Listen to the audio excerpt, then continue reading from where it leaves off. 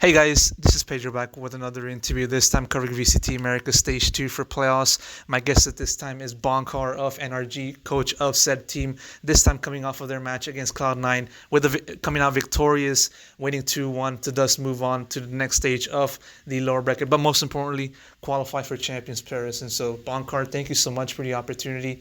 A job well done, like I said. It was a long journey to get to this point, but you guys finally got it done qualifying for this event. How are you feeling first and foremost? Thank you so much. I'm feeling good. A lot of relief, to be honest. It's been a long grind ever since I got back to the team, to be honest. Making champs was the big first goal that we had.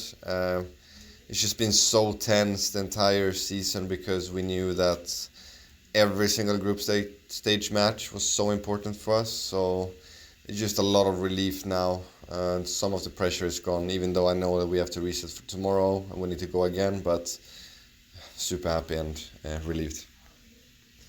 Obviously there was plenty of stakes in this match, basically a win or go home type of deal for this team going up against the Cloud9, which in a lot of ways is kind of going on a similar trajectory to you. Going off from that previous matchup in playoffs and moving on to today, what was the game plan? What did you kind of emphasize the most for this team ahead of this matchup? Before C9, we had some really good anti because there's a lot of tape on them, but we didn't use too much. We tried to really focus on ourselves, especially after what happened on first map. It was a little bit flashback towards some of that G2 game, some of the halves in G2, and also a little bit the 100 Thieves game, and we had those problems in EWC as well.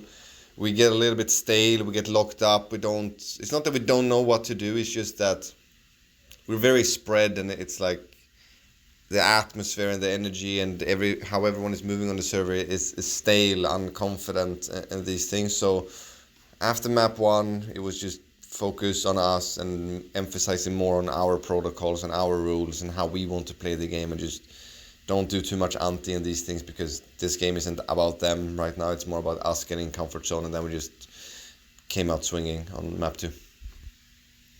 And then it was on map 3, in which obviously that was the closest part of the series, literally going back and forth, going into the very end, I believe, finishing 13-11, 13-10, just basically the full amount of regulation in terms of rounds. And so, I mean, how did you view that last map, and how tough was it for your mental just to stay composed and help this team and guide this team through this wildness of a map 3?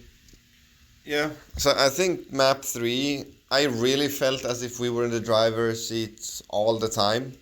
I think we threw the first pistol, it was a 5v3, we did have some like fortunate rounds with the Ethan 1v3, we won an eco round and these things, but I think that map in general was like sloppy from both teams, to be honest, which makes it a very fun match to watch for everyone at home. Like, it is just so many things happens, but for us, it's so much about getting that experience and getting those sloppy games out of the way. So next time when we're in these high-stake maps or games, whatever it is, that we're still calm and composed, and when we're in the driver's seat, we don't give it away for free. Because I felt like we gave them that map several times, and then they gave it back to us kind of I guess we had more hero plays than they did, to be honest, but we constantly kept giving them the map, to be honest, that they could have, should have, would have closed it out, honestly. But I really feel when we came on the attack side, Lotus, that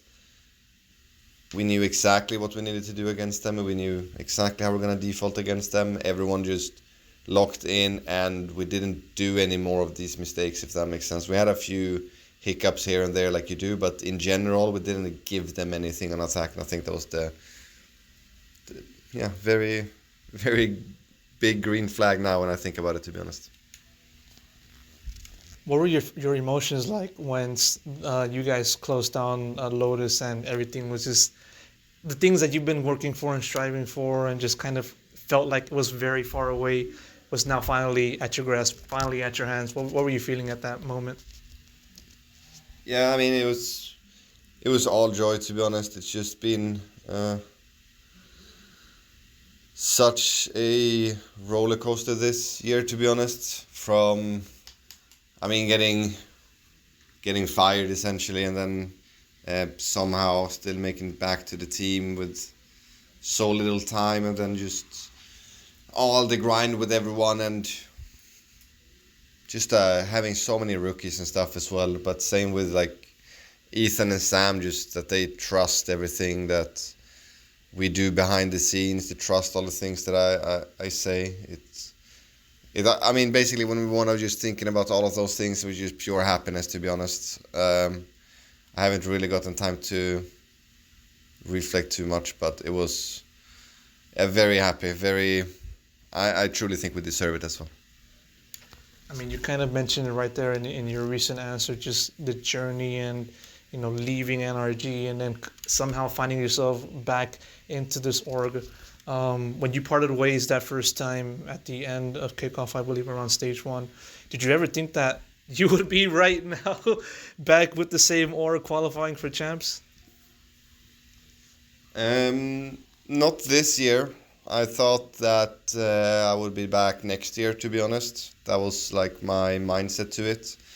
Then unfortunately, it didn't go well for them, and I knew after they lost versus a certain team, I knew I'm coming back. It was basically like mid-season. I knew that very high possibility that I'm coming back, to be honest. But qualifying for champs, 100%. I expected that from us. Even with everything that happened this year, I expected us to qualify for champs, even with the time frame that we had. I know the players and the team synergy and the atmosphere that we have, and really hard workers. So I definitely did not expect anything less than champs, especially after we made EWC as well.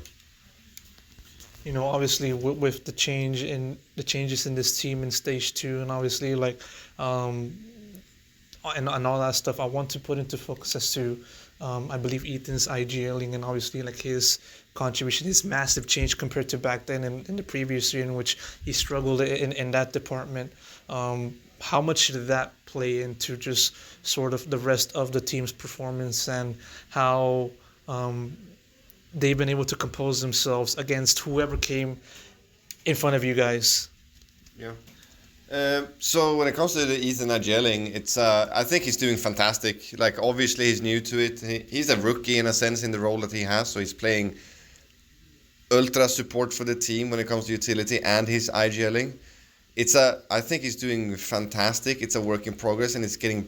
The thing that's so impressive with Ethan is that he listens to everything that I say, and sometimes he questions things when he doesn't think I'm accurate, and we come up with a solution together. But he's such a sponge of like how he is improving with his calling week to week to week to week all the time. We had to do some band-aid fixing in the beginning, but it's about slow. Like, look at Lotus attack today. Like, all of those attack rounds were grind rounds, and that is Ethan calling them like macro wise, and then everyone is calling micro around that. So I really think like if I just have some more time with Ethan, I mean, this is what I said to NRG in the beginning. Like, I really think he can be a top IGL. Is he there right now? No.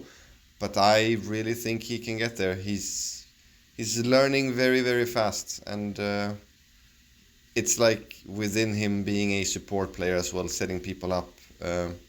It's looking good.